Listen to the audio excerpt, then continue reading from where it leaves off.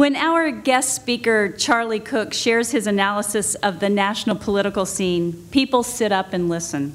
For more than 2 decades, he has been Washington's most trusted and accurate voice on all things dealing with politics. As the editor and publisher of the Cook Political Report and a political analyst for the National Journal Group and NBC News, his work is a direct line to the heart of politics. He writes weekly for National Journal Magazine and National Journal Daily, and also pens a regular column for the Washington Quarterly. He is the sharpest political handicapper in the business, and we are delighted to have him with us this evening. Please join me in welcoming Charlie Cook. Thank you.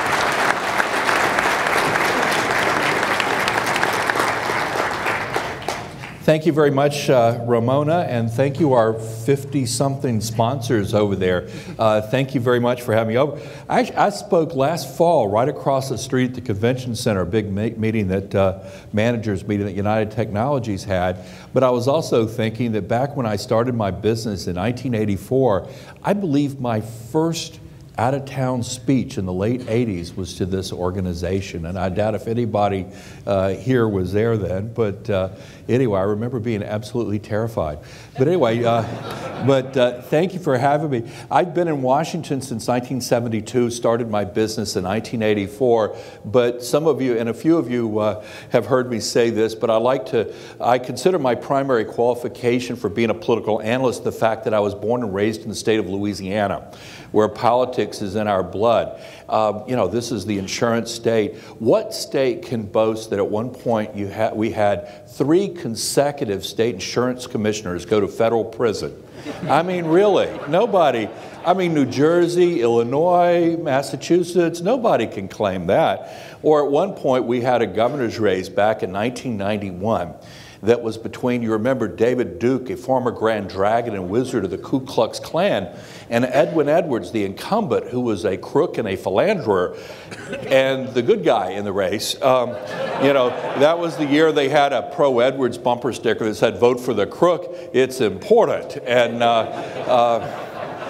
you know, and actually, don't worry, Ramon, I'm not going to go any racier than this coming up, okay?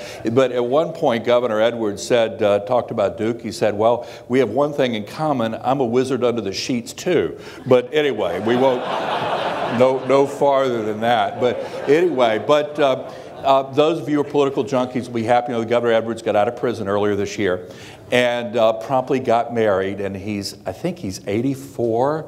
And she's either 33 or 34. And you know, fascinating concept. And of course, Governor Edwards says you're only as old as the woman you hold. And you just go, oh my God. Anyway, but that's Louisiana for you. That's where I learned my politics. But anyway, not a place like this. Anyway, thanks for having me. What I'm going to do is talk mostly about 2012 presidential politics or 2012 elections, and most of that about 2012 presidential politics. But I'd like to talk just for a minute, kind of lay a framework that you might want to think about as you look at 2012. And I should add, I mean, you know, I should show some degree of humility here. We're talking about human behavior, and we're talking about a general election that's a little over a year away.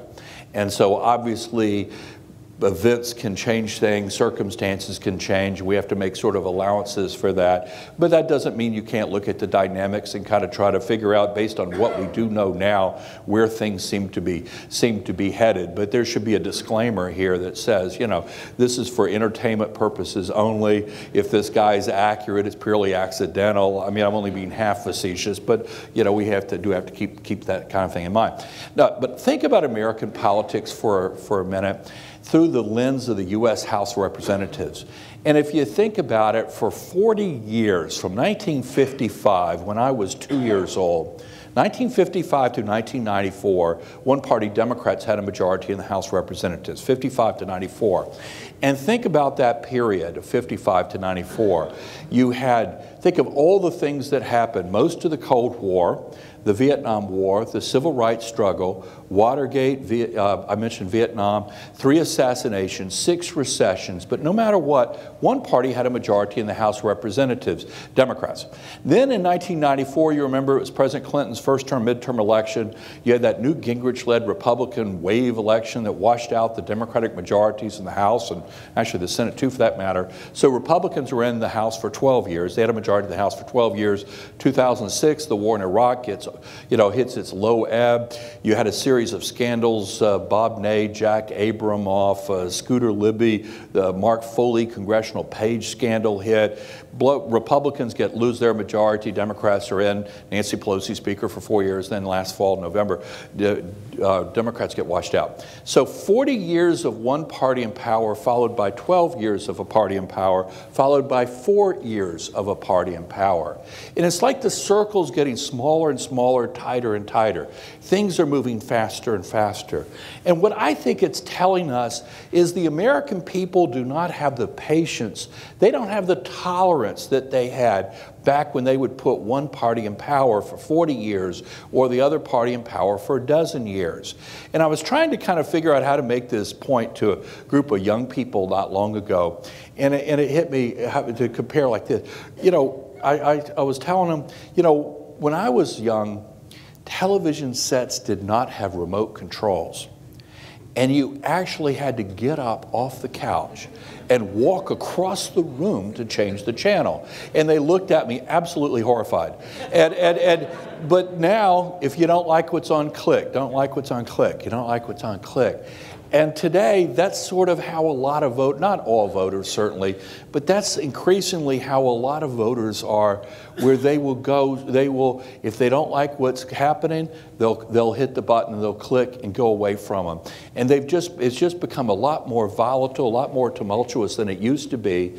And I think we've had 3 consecutive wave years. We had a 2006 Democratic wave, a 2008 Democratic wave, a 2010 Republican wave, and nobody knows for sure what's going to happen in 2012, but I think there's no reason to think that that volatility is going to come to an end, particularly after we had the debt ceiling debacle last summer, and potentially if the super committee performs as poorly as a lot of us expect it will, you know, you could see further downgrades in the country's bond rating and things like that. I mean, there's plenty more fuel to go on this fire that's out there that creates this volatility. But the thing about it is, think about what's driving it. And it's generally speaking, it's not turnout. Now, absolutely in 2008, we saw an uptick for the first time in history, really. We saw young people turn out in larger numbers than they ever had. I mean, that was a big, and you saw African American and Hispanic turnout was elevated in that election. But if you step back and just look over the last 20 or 30 years, you'll see that even when you're comparing like the biggest years for Democrats and the biggest years for Republicans, other than 2008, the turnout doesn't really vary that much. And let me give you 2 examples. Think about the 2006 Democratic wave year and the 2010 Republican wave year, both midterm elections. But think about how that swing, what made that swing. In 2006, nationwide, 38% of all the voters call themselves Democrats, 38%. 36% call themselves Republicans, 26% call themselves independents. So 38D, 36R. Now that's in a great Democratic year. 4 years later, in 2010, a great Republican year, 36% of the voters nationwide call themselves Democrats that voted, 36% Democrat, 36% Republican, 28% independent. So in other words, the difference between a landslide Democratic year and a landslide Republican year, wait a minute, Democrats dropped 2 points in terms of their share of the voters on voters. Republicans didn't move at all, and independents only went up 2. Clearly, whatever was going on between those two elections, it wasn't about turnout. But it wasn't about defections either. You know, a lot of people assume, well, if Democrats are winning big, obviously a lot of Republicans must have voted Democratic. Or if Republicans are winning big, a bunch of Democrats voted Republican. But that's really not the case either. In 2006, the great year for Democrats, 93% of all Democrats voted for Democrats, and 91% of all Republicans voted for Republican. That was in 2006. In 2010, 92% of all Democrats voted for Democrats and 95% of Republicans voted for Republican. And the fact is, whether it's a great Democratic year or a great Republican year, between 89 and 95% of Democrats vote for Democrats and Republicans vote for Republicans. And so both parties, if this is tennis, both parties hold their serve very, very well. It's not about defections. What it's about is independence. It's that block of voters in the middle between the two partisan 40-yard lines that when Gallup or whoever call them and say, do you consider yourself a Democrat, a Republican, independent? They say independent. They're the people that make the difference. In 2006, nationwide, Democrats won the independent vote in terms of the independents voted Democratic for Congress by an 18-point margin, 57 to 39. And in 2010, those independent voters voted for Republicans for Congress by an 18-point margin, 56 to 38%. If this were an Austin Powers movie, you get your mojo from these independent voters in the middle.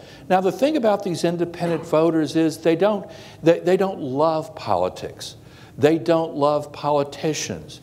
They're sort of not checked out, but they don't avidly, they're not following on a day-to-day, minute-by-minute basis what's the last thing that John Boehner or Nancy Pelosi or Harry Reid or Mitch McConnell said or did. They're not fixated on it.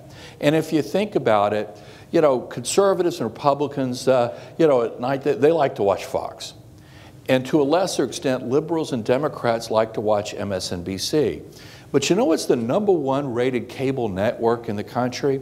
For the last 4 years, it's the USA Network, in terms of basic. It's where you'll see reruns of Law & Order SVU and NCIS. And then they have some other shows, Psych, and particularly lowbrow, something called Monk and Royal Pain. It's stuff that has absolutely nothing whatsoever to do with politics. And the thing about it is, these independent voters, they're not living and breathing this stuff. And so when they come at night, they fix dinner, they wash the dishes, they help the kids with the homework, pay bills, and then sit in front of the TV set and watch things that have nothing to do with politics. Or maybe it's Dancing with the Stars or, you know, Bachelorette or, you know, whatever these things are. But it's not about politics. And the point of this is that conservatives and Republicans have passion and liberals and Democrats have passion. But independents have lives. And now, the funny thing about these independent voters is they're not terribly articulate about saying what they do want. But boy, they're very, very good about saying what they're unhappy about. And when one party or the other, one side's in, and if they are not governing in the way these independent voters like, they put on hobnail boots and just kick the daylights out of them. And that's exactly what happened to Republicans in 06, and to a lesser extent in 08, or to a certain extent 08. That's exactly what happened to Democrats last November. And so I would suggest, when you're sort of watching these things, and when you see polls come out, I would suggest you disregard, if they break it out by party, don't pay attention to what Republicans say, because you know what they're going to do. And don't pay attention to what Democrats say, because we know what they're going to do. Pay attention to the independents. And just to give you a hint, I'm not addicted to this stuff at all. Every day about 1 o'clock, actually around 1:03, 1:04, the Gallup poll comes out with the approval rating for the 3-night moving average through the night before. So, for example, the numbers for the last 3 nights through last night, the president's approval rating was 43%. For last week, it was 41%, 51% disapproved. But the thing is, 72% of Democrats approved the job President Obama was doing. 9% of Republicans last week approved the job President Obama was doing. But among independent voters, this is for last calendar week, it was through Sunday night, it was 36%. 38%, I can't read my writing, 38% approval rating for the president among independents. But among what they call pure independents, and that is where they ask the independents, well, do you lean more to the Democratic side or do you lean more to the Republican side? Because what they found is that independents who say they lean Democrat, if you push them, they usually vote Democratic. And the ones that say they lean Republican, they usually vote Republican. Among the pure independents, the president's approval rating is 28%. Now, keep in mind, this is a group that the president won by 8 percentage points in 2008, 52 to 44%. And his approval rate among the whole group is 38% and among last week, and among 28% among the pure ones that are out there. That's the number that you ought to kind of just pay attention to, keep an eye on as we go into this. Okay, now, let's talk about Congress next year. I would watch, and again, you know, a year of all the normal disclaimers. I think the single most likely outcome you're going to see, and then I'll explain why, is Republicans holding on to their majority in the House of Representatives, but probably losing a few seats. And on the other hand, Democrats probably losing their majority in the Senate. I'm not talking control, which is 60 plus, but losing their majority over in the Senate. And the interesting thing is the likely Democratic gains in the House and Republican gains in the Senate are for the same reason, but let me kind of get into that. First, in the House, over on the House side, Democrats need a 25-seat net gain to get a majority in the House. But here's the catch. Republicans once picked up 63 seats in the last November's general election. 63 seats. That's the biggest House gain nationwide for any party since 1948 and the biggest midterm election year since 1938. I mean, so this was historic, borderline biblical. You don't pick up gains like that without giving up some in the next election. Because what happens in these wave elections, and it doesn't matter whether it's a Democratic wave election or a Republican wave election, but in these wave elections, you know, you have some really bright, talented people who win, and then you have some somewhat bright and somewhat talented people who win, and then you have some people win who were lucky enough to be wearing the right colored jersey on the right Tuesday night and somehow got elected to Congress. And the way I would think, I think, you know, when this happens, and again, Democrat, it doesn't matter, if this happens, the way I think of it is think about the couple sitting, you know, at the breakfast table and they got their cereal and their coffee and they're reading the morning paper and, you know, the guy says, Gladys, you'll never believe it. So-and-so, remember from our high school class? He or she just got elected to Congress, and they both start laughing hysterically because this is the last person in their high school class they would have guessed would be elected to public office. But anyway, that's sort of what happens when you have these gargantuan tidal wave elections that are out there. And so the probabilities of Republicans giving up some of those 63 seats, given the level of those gains, and very, very, very high, and it doesn't look like redistricting is going to change nationwide, is going to change that much. But at the same time, for Democrats to pick up to 25 seats. That's really, really, really hard. And if you look at the entire post-World War II period, only once has the party holding the White House picked up more than 15 seats in a presidential election year, only once. That when you see gains of over 15 seats in the House of Representatives, it's always either a midterm election or it's the party out of the White House, the party that doesn't control the White House, where the White House party is getting punished. The only exception to that pattern in post-World War II history is when President Johnson beat Barry Goldwater in 1964, and Democrats had some very, very substantial gains. Now, when we look at the upcoming presidential election, there are a lot of possible outcomes. But President Obama winning a LBJ-size landslide probably is the least likely of all possible outcomes. And so I think you could probably guess that Republicans are going to, I think we say Republicans are probably going to lose a few seats, but it's probably somewhere between a wash and maybe 10 seats, but they hold on to their majority. It's just a trimmed down majority.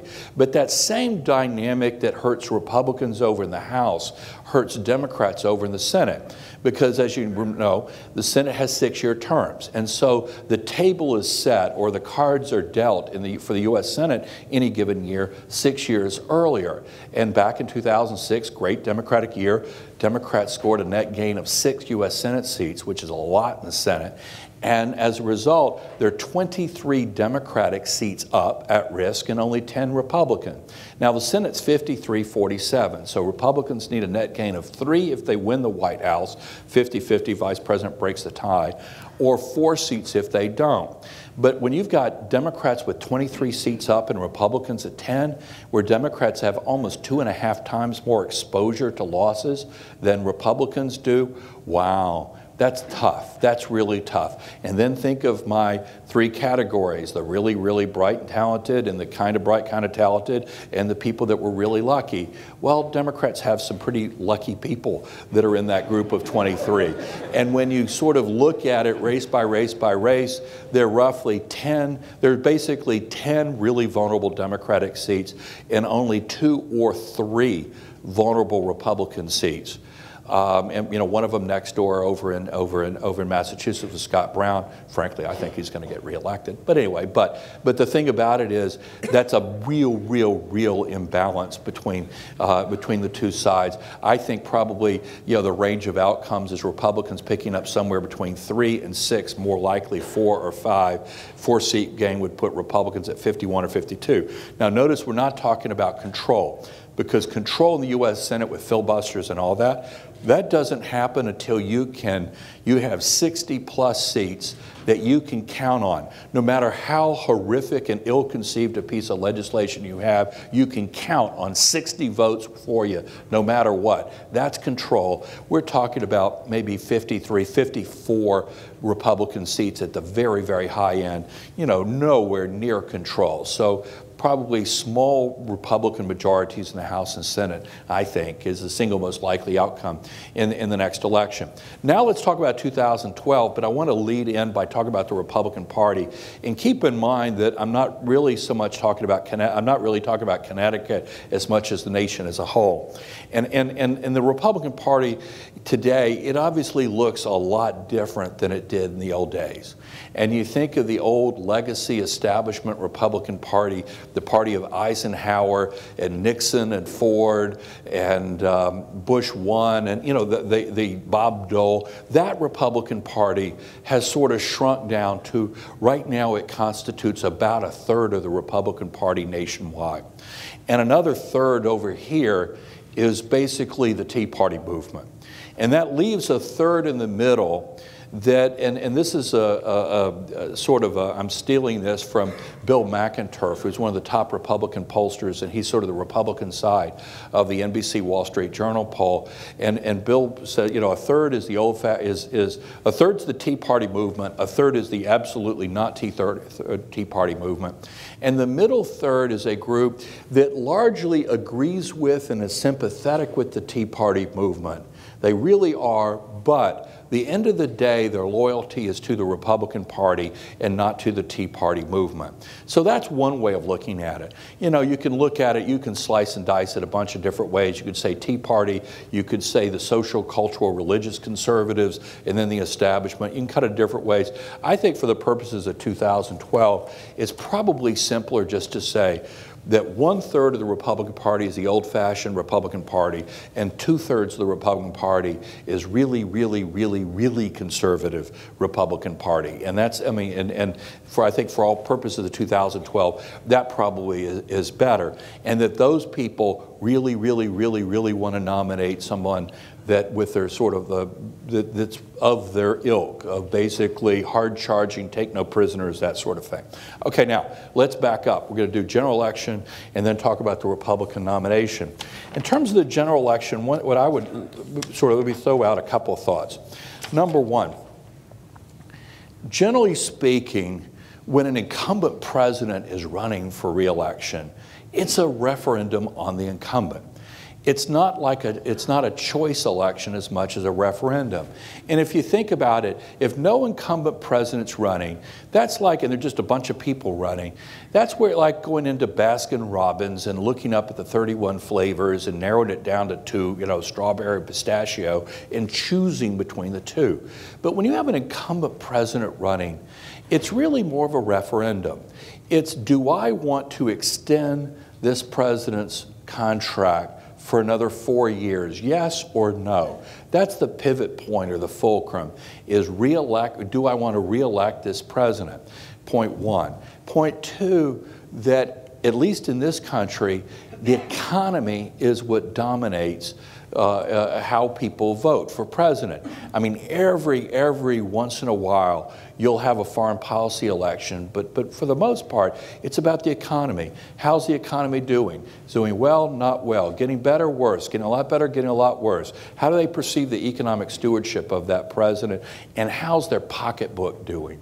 Now, the thing is, we could look by almost any, that leads me to 3, by almost any measurement, incumbent presidents don't get reelected with economies that look like the economy we have now.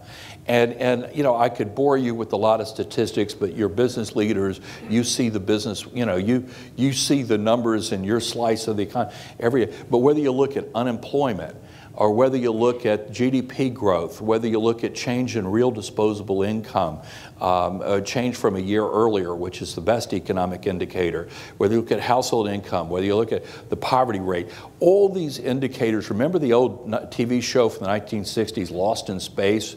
And remember that robot, danger, Will Robinson, danger. They're all flashing danger. But let me throw out on the economy, let me throw out just sort of one example. I mean, you all know it's 9.1%, and it's ugly and all. If you go on the Bureau of Labor Statistics website of the Department of Labor, and if you look, their numbers for monthly unemployment numbers go back to January of 1948. If you total up all of the months from January 48, when Harry Truman was president, all the way through, I want to make sure I get all my presidents included, Truman, Eisenhower, Kennedy, Johnson, Nixon, Ford, Carter, Reagan, George H.W. Bush, Clinton, and George W. Bush. There are a grand total through all those presidencies of 20 months of 9.0% unemployment or higher, 9.0 or higher, 20 months through all those presidents. Now, where are we right now? 27 out of the last 29 months have been 9.0% or higher. And you just look at that and go, holy mackerel. You know, just sort of the historic context of that. It's absolutely breathtaking. As I said, real change in disposable income, change from a year earlier. It's like that. That's the best indicator. All these measurements are pointing exactly the same way. And the thing about it is, did he inherit a mess? Absolutely. It was in horrible shape when President Obama was sworn into office, and it was in the process of getting worse. But the thing is, when you start running for re-election, by then, you own it. It's yours. Doesn't matter who started it, doesn't matter all that, you got it by then. And all these economic things are flashing danger, danger, danger. Now, when I went through those approval numbers, in terms of polling, the actual best predictor is the president's job approval rating. Now, it's really not a good indicator until about 1 year before the election. And then at that point, every month that goes by, it's a better predictor. And basically, presidents who have had approval ratings above 48, 49, 50, above 48, they win. Below 48, they lose. And it's really clear cut with the president averaging 41% for the last month. And for that matter, actually, that's his average for the last 3 months, 41%. Obviously, if that doesn't get up into the zone of 48 or so or higher, the odds of him getting re-election are really, really hard, really awful. Now, having said all that, here's the caveat.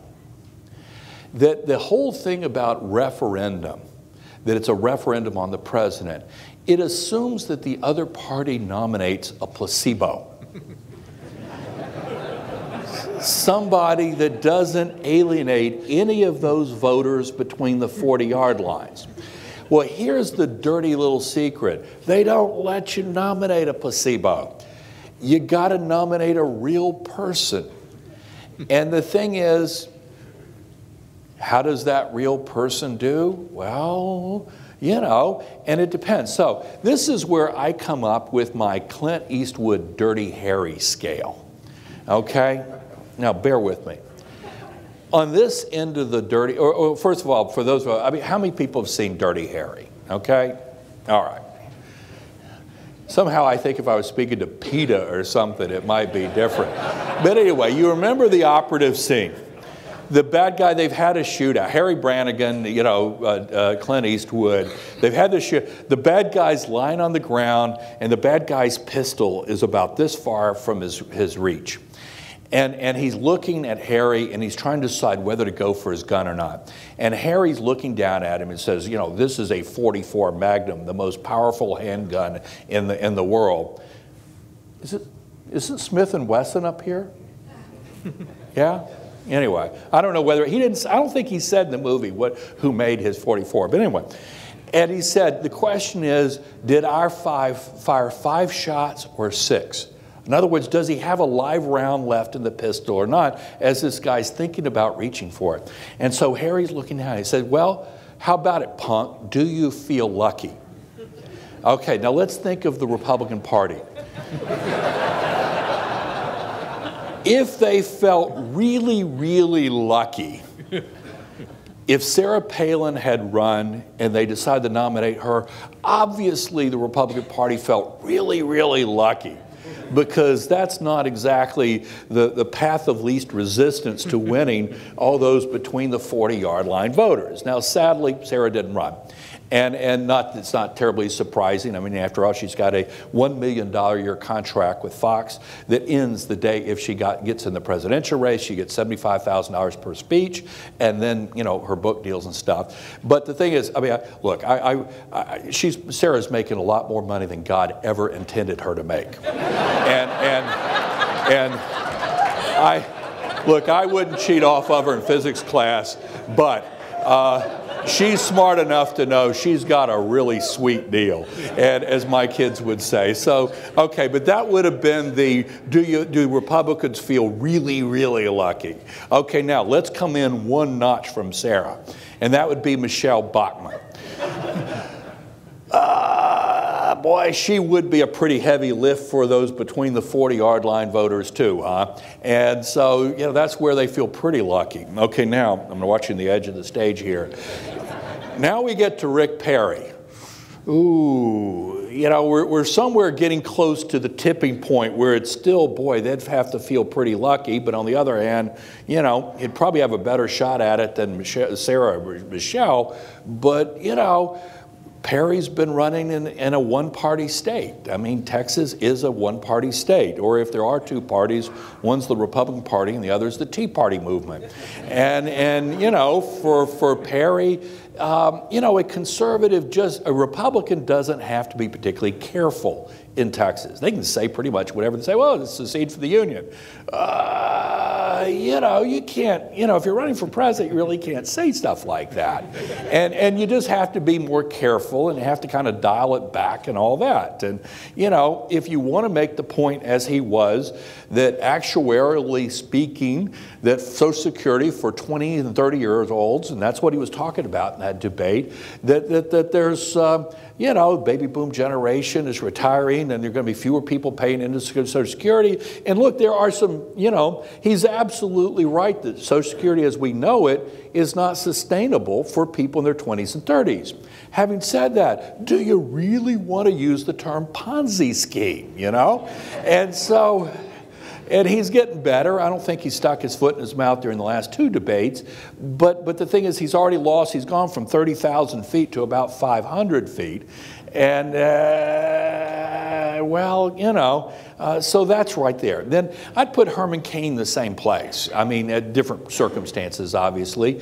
But the thing is, obviously, Herman Cain is saying some things that a lot of Republicans really like, and they like the way he says it. And the thing is, I think it's also part of a trend that we've got in this country where people increasingly want very simple solutions. Now, sometimes the problems are fairly complicated, but really simple solutions. So 999, although I keep thinking of Subway sandwiches, what is it, $5 footlongs? I mean, I think of that when I hear him talk about 999. But the thing about it is, okay, I don't want to get too far off subject here, but with Cain, even though he's saying all these interesting things and Republicans seem to like what he's saying, there's no campaign there. You know, if Gertrude Stein were a political analyst, she'd say there's no there with his campaign. There's no apparatus, there's no vehicle, there's nobody has any idea how to win an election. And give you an example, last week, he spent a Friday and a Saturday doing a bus trip from one end of Tennessee to the other. Now, you remember Tennessee's like a really long state. And so he goes from Memphis in the western corner over to Cookeville in the far eastern part of the state. Now, the thing is, you might say, interesting. Tennessee, they vote on March 6th. What in the hell you doing spending 2 days on a bus? And the short answer is they were having book sales for his new book, selling autographed copies for $100 a pop. I would suggest to you that's not the most efficient way to win a party nomination, is going that way. I mean, there's just sort of, so, you know, we've had flavors of the month kind of pop up, and I think this is the latest one, but I don't think it's terribly sustainable. But I need to get back on my Dirty Harry. So, now, let me go to the next one, is Mitt Romney. Now, are there a lot of conservatives in the Republican Party that have issues with Mitt Romney? No question about it. And whether it's the Massachusetts health care plan or, you know, his somewhat malleable on social and cultural issues, let's just say he's not overly encumbered with deeply held principles in some of these areas. And you know, and some people have some issues with his faith and all that. But the thing is, you look at Mitt Romney, all his problems are almost exclusively within his own party. And that if he makes it into the playoffs, if he makes it into the general election, among the independents, that's not where his problem is. It's in his own party. If somehow he got to the general election, wow, between the 40s, he's pretty good. But he's not the gold standard. To me, the gold standard between the 40s, and I'm saying this half facetiously, it was Tim Pawlenty. Remember who dropped out? Now, the thing about it is, Pawlenty was like that placebo I mean, a very bright guy, competent governor of Minnesota. But the thing about it is, he didn't alienate anybody between the 40s. I mean, like colorless and odorless. I mean, it was absolutely, I mean, now, was he boring as hell? Absolutely. I mean, that's one reason why I never got anything going to win the Republican Party nomination, because he didn't excite anybody. But boy, as a between the 40-yard lines, he was perfect. Or maybe Mitch Daniels, the governor of Indiana. You know, there are all kinds of Republicans that would be fabulous. You know, if Jeb Bush had a different last name, you know, all kinds of people that would be fabulous between the 40-yard line, and where the Republican Party, even if they didn't feel very lucky, they could feel like, well, with this economy and all the vulnerability that President Obama has and the disappointment among a lot of, you know, wow, they could do really well. So where are they going to end up? Now, a couple of observations about nominations. Number one, money really does matter. And the thing is, you look at the just completed third quarter FEC reports, and basically you could describe this as like the old the show that Charlie Sheen used to be on, 2.5 Men. I mean, basically you've got Romney's raised a ton of money, Perry's raised a ton of money, and Ron Paul, God bless him, has raised about half a ton, and then none of the others have squat. I mean, basically nothing. I mean, in terms of net cash on hand, money coming in, that sort of thing. They're just not even on the radar screen and don't appear to have the apparatus to do it even. So you've got Romney, Perry, Paul, And Paul, you know, is back over there on my Dirty Harry screen system. But anyway, so money matters. The second thing is, and think about the Republican Party, it's always often been said that it's hierarchical. You know, they nominate whoever's turn it is to be the nominee. You know, and the thing is, it's really true, but let me sort of twist that and give it a slightly new flavor to it, is that Republicans have nominated historically, they've been people who have run for president before, or they've been vice presidents. I mean, think about the track record of Republicans who they've nominated. 1960, for example, they nominate Richard Nixon, who was the sitting vice president. 1968, they nominate Nixon, who had run for president and lost back in 1960. A former vice president who had run for president, lost back in 60. 1976, they nominate Jerry Ford, who was already the president. 1980, they nominate Ronald Reagan, who had lost 4 years earlier running against Ford for president. 1988, they nominate George H.W. Bush, who was the vice president and had run for president back in 1980.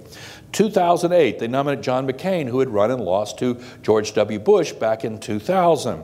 And so the only two exceptions going back to 1960 were 1964 when they nominated Barry Goldwater, and then 2000 when they nominated George W. Bush, but then again, he was the son of a former president.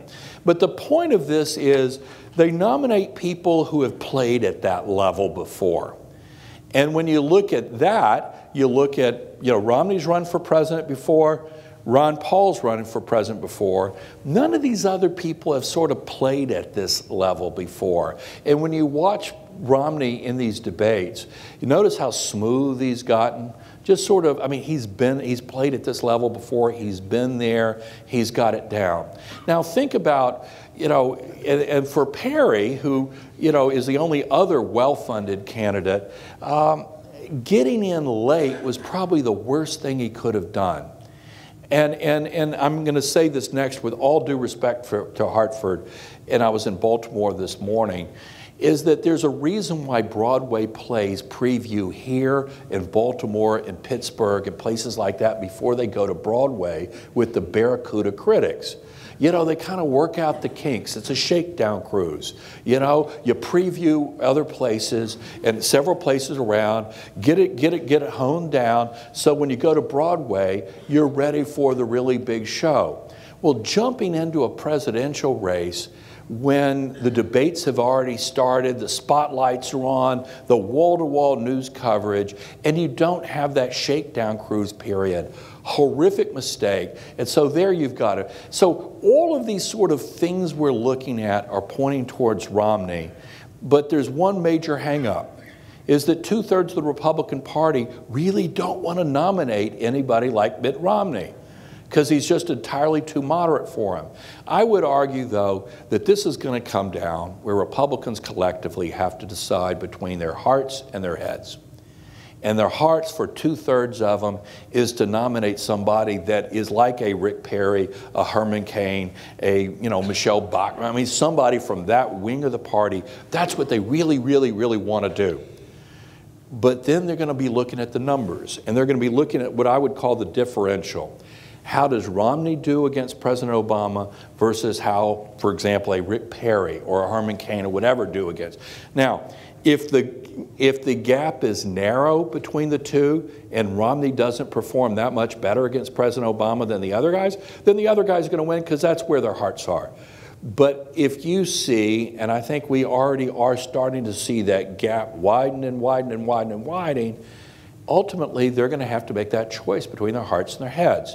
And I would argue that no matter what faction of Republicans you talk about, they really, really, really want to beat President Obama.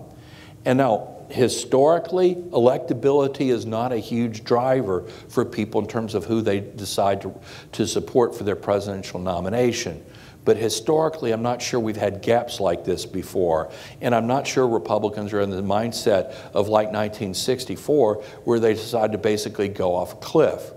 I mean, I think they're tempted to. They're looking at it. They'd like to drive off the cliff, but I don't think they're really going to do it. And I think we're sort of gradually going to see this thing inevitably flowing towards Romney. I think he's going to end up being the nominee. And I think if you're the White House, that's the last guy, at least in this field, that you really want to see. Now, you know, can things change between now and next November? Of course they can. But when you look at the economic forecasts, it's pretty clear the economy is not likely to get a whole lot better. You know, you look at the Blue Chip Economic Indicators survey of 50-something of the top economists in the country. For the fourth quarter of next year, their consensus forecast is for unemployment to be 8.9%. In other words, for the fourth quarter of next year, 0.2 of a point better than it is now. Ouch. The economy is not likely to get a lot better. And the thing about it is, I'm not sure the president's approval. I mean, he got about a point. He seems to, in the last couple of days, got a point or two lift off of pulling the announcement of everybody coming out of Iraq by the end of the year. But I have no reason to think that that's going to last any longer than the lift he got off bin Laden's killing, you know, back in the spring. This is a tough situation. Now, you know, as I said a little while ago, did he inherit a horrible situation? Absolutely. But I think the best characterization might be that he was dealt a lousy hand and then he misplayed it. And that's the real problem he's got, is that voters know that that first year up through, say, well, a little over 14, 15 months, the focus was not on the economy. They sort of checked the box on economic stimulus, and I thought a woefully inadequate and poorly conceived plan. But then they went to climate change and, you know, got that through the House, and they realized it was a non-starter in the Senate, and then went straight into health care. And health care all the way through up into March of 2010. And the thing is, you look at that, you say, the economy was getting worse and worse and worse and worse. And the focus was on something that's certainly a long-term economic issue, but nothing that was going to get us out of this mess in terms of this economic downturn. And to me, the pivotal point was August of 2009. As you know, the unemployment numbers come out on the first Friday of each month. The first week of August, with the economy, remember, unemployment wasn't supposed to get worse than 8.2. First week of August, the July unemployment numbers came out. Third consecutive month of 9% unemployment. Now, when you have 3 months in a row of 9 and it wasn't supposed to get worse than 8.2, to me, that's the Houston we have a problem moment. And that was the time when they probably, if they hadn't done it before then, said, you know, we need to cut a deal. We need to either cut a deal or push back on health care reform and get back on the economy. And that's what a bunch of his advisors, including Rahm Emanuel, was urging him. Carve the health care thing down just to conclude kids. Do something, but get this thing out of the way, get back on the economy. But there seemed to be this gravitational pull that you know, this president who was supposed to, you know, visionary and all this, and if you read the Ron Suskind book that just came out, Confidence Men, actually a fairly wretched book, I think, but if you read it, it's fairly painful to get through. But if one thing you'll hear is that some of the president's top advisors would privately compare him to Martin Luther King and Gandhi. Now, when your top advisors are privately comparing the boss to Gandhi and Martin Luther King, you know, to me it was like, what do we do to get this guy? He belongs on Mount Rushmore. And so you do these big cosmic, visionary, game-changing, historic, transformational things. Climate change, healthcare reform. And the thing is, you don't get on Mount Rushmore by rolling up your sleeves and dealing with a messy economy. Well, you know, the problem is voters don't have amnesia. And so their memories are good enough to know that it started under somebody else, but they also know that this was not job one, priority one for a really long time, back in 2009 and early 2010. And that, I think, is the challenge he's got, is how do you get beyond that? And I don't know. I think this election, it really is Republicans to lose, but there is a path towards seizing defeat from the jaws of victory. It's actually a fairly well-lit path. And the question is, do Republicans choose to, I mean, they can go charging off down that path if they want to, but the thing about it is, you just look through the numbers, you look at the situation, and presidents generally basically don't get reelected like this unless the other side hands it to them. And so that's, you know, just kind of looking at this. Can the president turn things around? You know, things can turn around. I guess it could, but it's largely outside of his own power. And I think he's got to, I mean, he could do things on the margin. Obviously, you do everything you can to really generate, you know, big turnout among young people, big turnout among African Americans, big turnout among Hispanics. Obviously, they will do everything they can to do that. But keep in mind, a lot of the highest unemployment rates are young people, African American, you know, young people, it's 25, 26%, 16 to 19-year-olds that are out of school, unemployment. Unemployment is 16.1%, I think, among African Americans. It's 12.5% among Hispanics. It's 44% among African American youths. You know, you look at that and say, wow, that's going to be really hard to get that turbocharged turnout that made such a huge difference back in 2008. So anyway, you know, this thing's not over. We've got a long way to go, but I think we're starting to be able to see the contours of what this is looking like, and I would be very, very surprised if this thing didn't end up going to Romney, and that makes for a really tough row for the president to hoe. Why don't we stop and open up for questions, comments, accusations? I think they've got a microphone. We've got Sue over here. Hang on one second till she gets there. There you go. I was just wondering what happened to John Huntsman, because he looked pretty good at the beginning. You know, John Huntsman is a really, really bright guy, and some of the Republicans who I admire the most just think the world of him.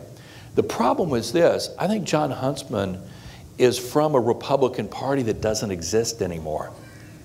You know, the Rockefeller Republican Party, it's not there. I mean, it's just, I mean, you know, the thing is, as I was talking about the Eisenhower, Nixon, Ford, but that party shrunk down to a third. But sort of the more liberal wing of the Republican Party, wow, those are sort of museum art. I tell you what, it's almost like conservative Democrats. They're gone. You know, they're just not there anymore. And so, you know, I also think, I mean, there's one school of thought that he's really running in 2016 in case Obama's reelected to run then. But the thing is, if that's what he really wanted to do,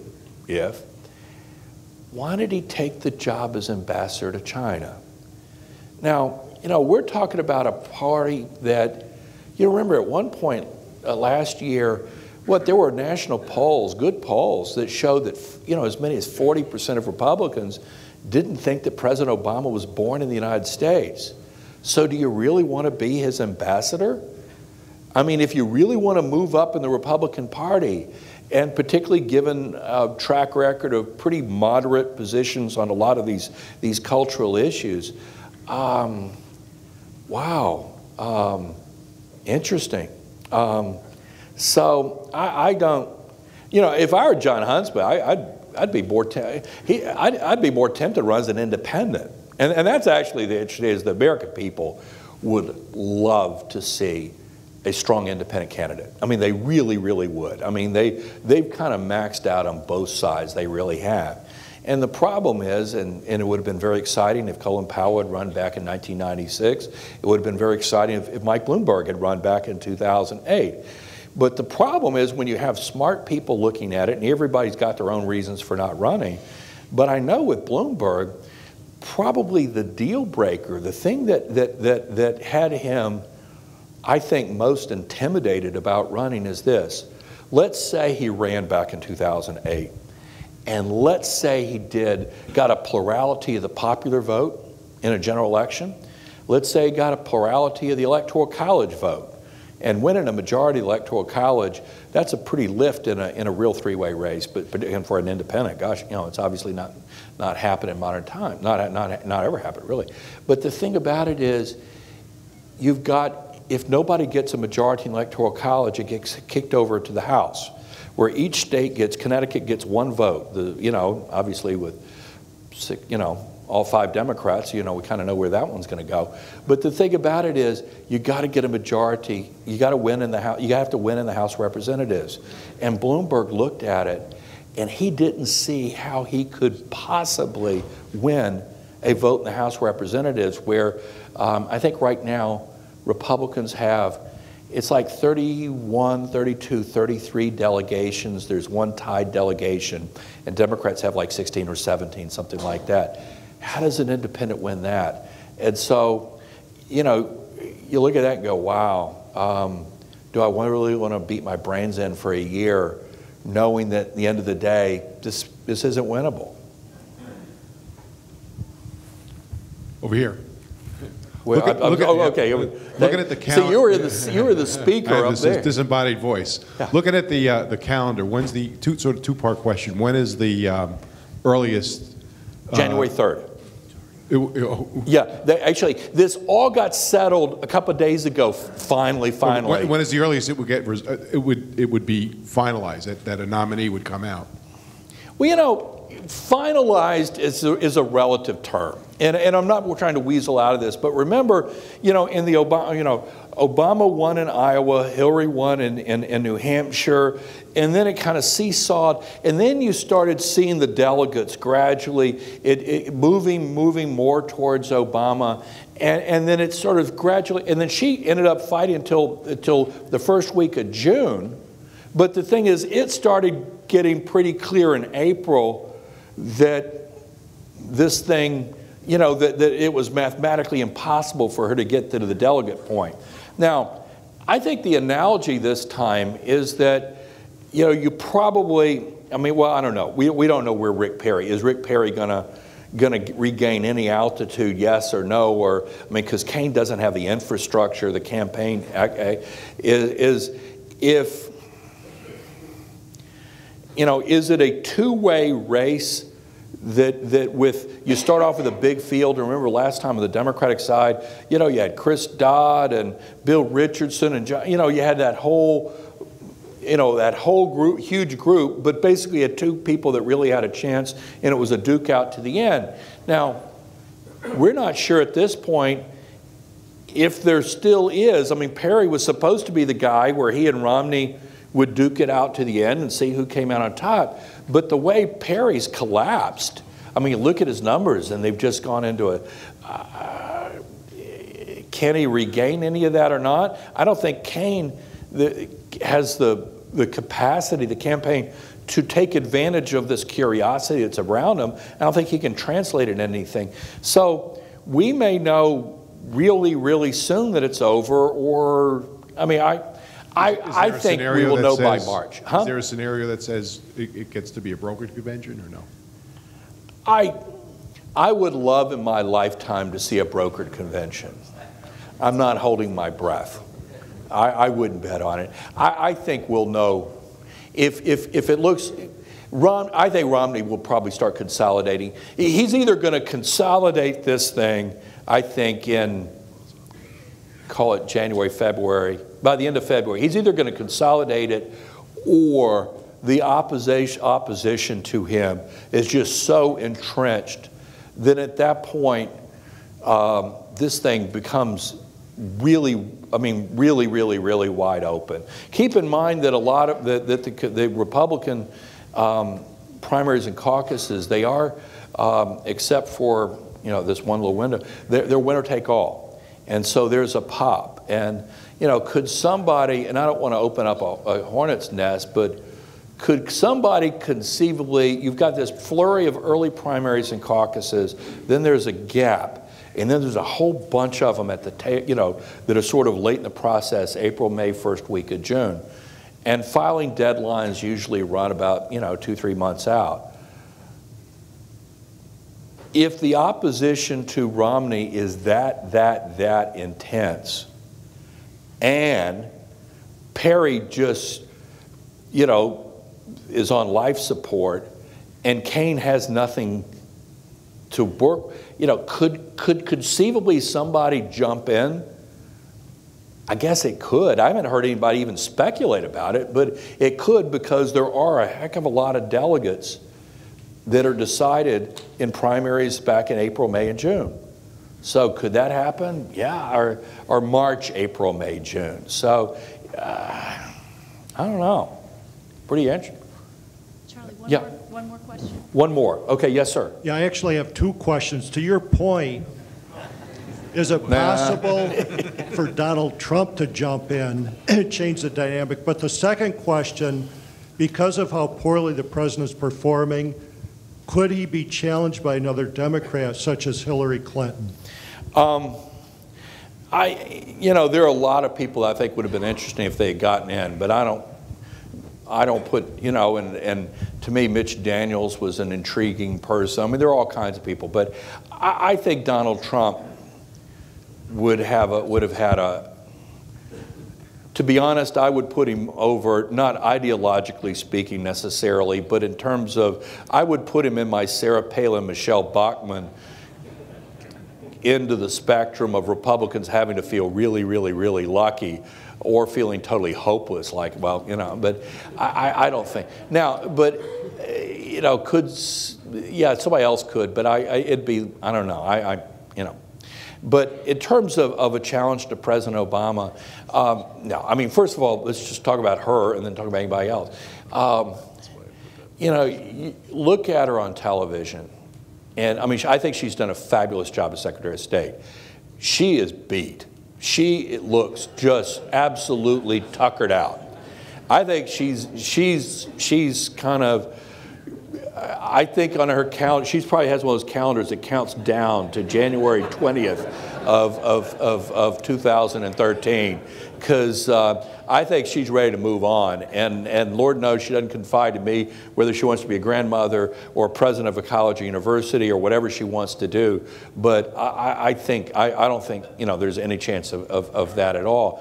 I had thought back a year or so ago, I had wondered about whether there'd be a challenge to the president based not on economic performance so much, and all this Occupy Wall Street is kind of odd, but I was looking more at the hard left in terms of foreign policy. I mean, if you think about the Howard Dean, the Cindy Sheehan, remember the woman that used to picket outside the Crawford Ranch? They really hated the surge in Iraq, and my hunch is they really hated the surge in Afghanistan. And I kind of wondered whether you would have a hard left driven by Afghanistan or driven by foreign policy challenge to him. But it obviously never materialized, and it's too late now.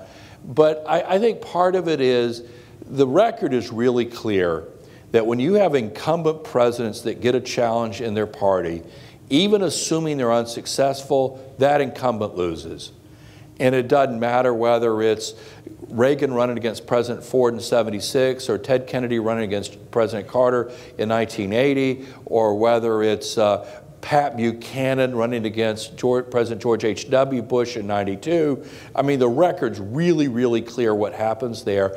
And I think folks on the leadership or the prominent players on the far left of the Democratic Party, I don't think any of them wanted the responsibility for costing the first African-American president re-election. And that's just not something that they wanted.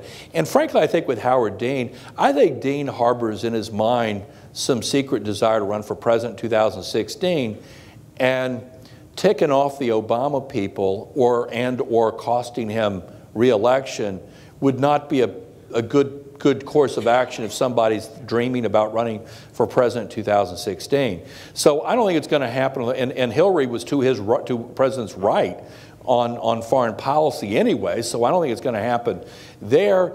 And, you know, this Occupy Wall Street stuff, I saw a survey of Occupy Wall Street people, where 48% of them intended to vote for President Obama, which made me wonder where the hell, you know, who the other, I don't think it's Mitt Romney. I don't think it's Ron, you know, maybe some Ron Pauls in there, maybe, I don't know. I mean, you know, but, so, no, I don't think that's going to happen. But this switcheroo thing, you know, I don't think there's anything to it. Number one, Biden is not the problem. Number two, it would look so brazen, so crassly political to try to switch Biden out and put Hillary or somebody else in. I think it would look awful, and it wouldn't be worth anything they might get. I don't think they'd get much off of it, and I think it would look awful if they did it. And finally, as long as he's looking tough for re-election, I don't think should take it. I mean, the thing is, you know, let's say you're an officer on the Titanic and they offer you a promotion to, you know, hey, ship's going down. You want to come up the bridge? It's like, no, I think I'm closer to the lifeboats out here on the deck. I mean, not that that's necessarily where it's going to be, but for her, it's like, no. With all due respect, no. I mean, so I don't think that's going to happen. But it's you know, it's going to be really tough sledding for him. But you know, we've seen things. I mean, look, I'm very proud. We were about the first. I think we were the first out there to say that Democrats are going to take the House in 2006.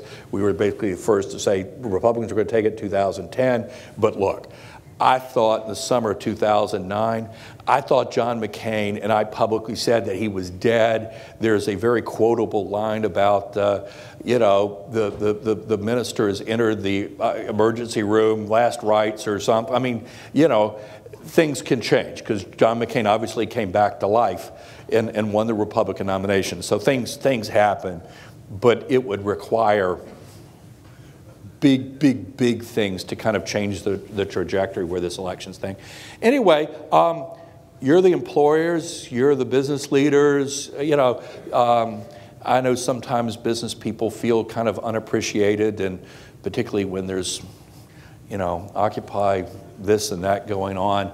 But you know, if it weren't people like you and all the people that employ all the workers in Connecticut, wow. You know, you were the job creators out there. Thank you for what you do, and thank you for having me up. Thank you very much.